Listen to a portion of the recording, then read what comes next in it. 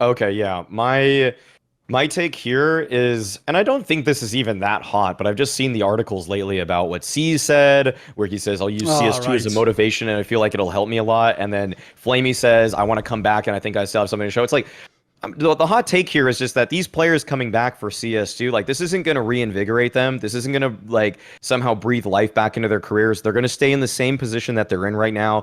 The game will definitely shake things up a little bit at the very top end, but if you're like kind of just meandering in like tier 2.5 tier 3 CS right now, like you're not suddenly just going to become a god again. Like that's I don't even, Okay. again, it's not even like the hottest of takes, but I just see that it seems like a couple older veteran players are saying like this is going to be it. I'm going to find myself again. Sure. It's like no, that's just not happening.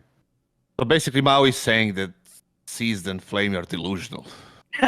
Essentially, yeah. Little bit. That's it. The thing is, like, I do agree with that statement simply because, like, if they were about to come back, they would have done so in the past. How many years Exactly. they were exactly into tier 3, whatever, right? So thinking coming into the CS2, it's gonna be even. They're gonna be even in the worst spot than they were right there right now, simply because there is gonna be a new wave of young talented players, kids, 16, 17-year-olds that are gonna be charging into this game, looking for their spot under the sun, and that's aside from the normal default wave that's coming in anyway. So you have to battle these two, surges of players coming into the new game, and you want to come back into this. Who's going to pick you?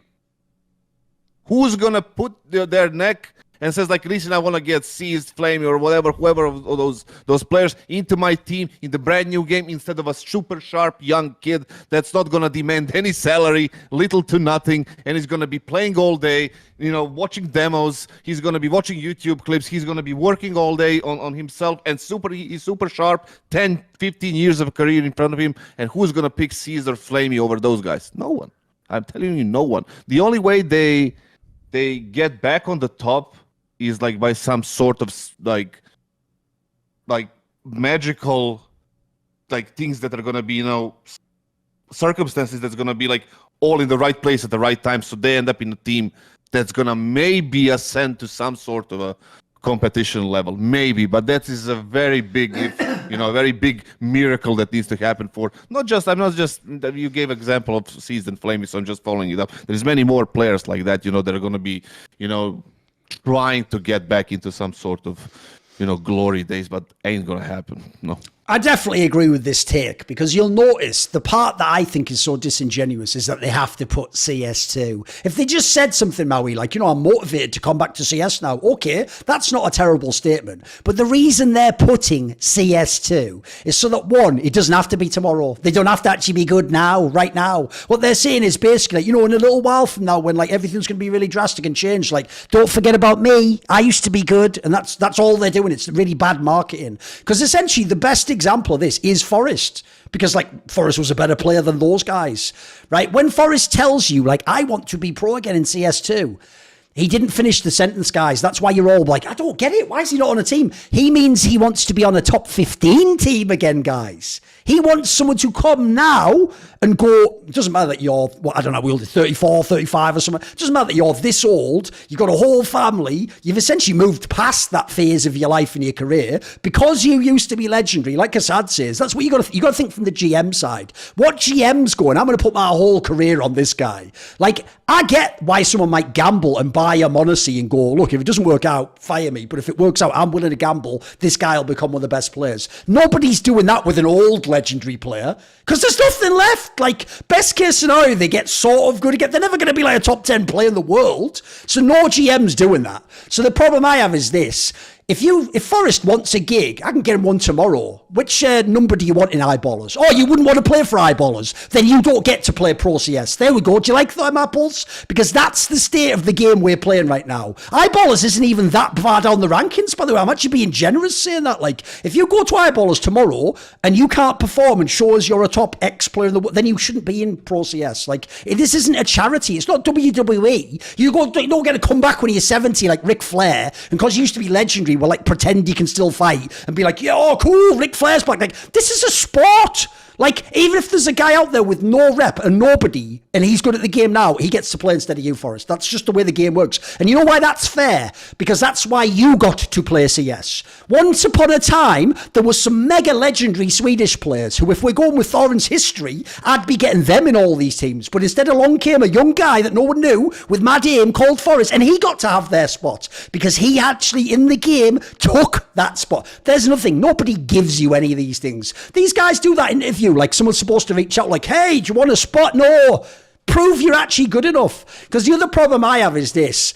I think the reason they're doing it is because of the name change is what's fucking everyone up. People think CS2 is going to be such a drastically different game that, like with a lot of esports games, it'll sort of reset the hierarchy, but really crazy. So people know the difference between 1.6 and CSGO was someone like Trace, the Danish player, went from being like a lock top 4-5 player every time he ever played to like, he might have just been like the 35th best player when CSGO came out.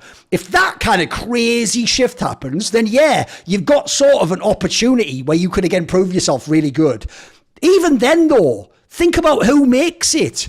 The guy who replaces Trace in this analogy isn't another legendary player who, no, it's someone who actually, if anything, that shift, that opportunity benefits the guy who was sort of waiting for a moment like that. So if people know, people like Hiko and Sean Gares, they were just whatever at the end of 1.6. They were just guys on, like, you know, like let's say like the 5th best NA team, and they weren't like huge names everyone was looking at. But then when the opportunity came, where sort of like the hierarchy gets mixed up a bit, and a bunch of players, by the way, retire and you clear out, then they weren't given it, but they then proved that they could be the best in their scenario. But notice they're like younger people waiting for their shot. It isn't like when CSGO came out, some fucking like K-Sharp came back and was like, I'm back, bitches. What up? No, that didn't happen. In fact, that has never happened ever in the history of Counter-Strike, by the way. Name me one great player, I'm talking about a great player, who, unless it was something, I don't know, in fact, I don't think it's even happened, even injury they've never come back from. Whoever went away for a year or two, then came back and was really good. It's never happened, ever. Because the game is just too much. You're not going to come back like that. There's a reason you retired and there's a reason you won't be coming back. You guys are all like basketball. Take a look at Derrick Rose. Like, he was the MVP. Sure. He got injured. And he never managed to come back. And that was like 1 year, and he was super young. He never got to be back on his level, right? And he was the fucking MVP that season in Chicago, right? Yep. I watched the game live when he got injured against Philadelphia in the playoffs. Yeah. So it was just one of those things. But to come back to the Maui's point, it's like, first of all, it's not just CS. It's not just sport. It's business. It's common sense in business that you need to make these smart decisions. Why would I pay $8, $9, $10,000 a month to Forrest because he has a huge following when he's gonna deliver nothing in terms of value in game?